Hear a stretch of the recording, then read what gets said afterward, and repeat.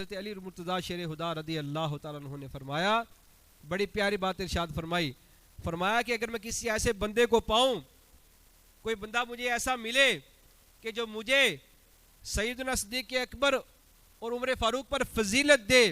فرمایا کہ میں اس بندے کو 80 کوڑے لگاؤں گا، میں اس بندے کو کیا کروں گا؟ 80 کوڑے ماروں گا۔ پھر نبی پاک علیہ الصلوۃ والسلام کے ایک صحابی سیدنا اسبا بنت نباتہ، آپ روایت کرتے ہیں کہ میں نے حضرت علی رضی اللہ تعالیٰ عنہ سے پوچھا کہ اس امت میں نبی پاک علیہ الصلوۃ والسلام کے بعد سب سے افضل کون ہے؟ کہتے ہیں کہ میں نے حضرت علی سے پوچھا کہ بتائیے کہ اس امت میں سب سے افضل نبی پاک علیہ الصلوۃ والسلام کے بعد کون ہے؟ فرمایا کہ اس امت میں سب سے افضل نبی پاک علیہ الصلوۃ والسلام کے بعد سیدنا صدیق اکبر رضی اللہ تعالیٰ عنہ کی ذات ہے،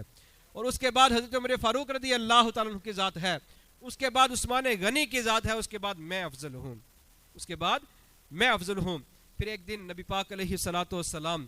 خطبہ ارشاد فرما رہے تھے، خطبہ ارشاد فرمانے کے دوران نبی پاک علیہ الصلوۃ والسلام نے مجمع میں توجہ فرمائی تو دیکھا کہ سیدنا صدیق اکبر رضی اللہ تعالیٰ عنہ مجمع میں موجود نہ تھے۔ نبی پاک علیہ الصلوۃ والسلام نے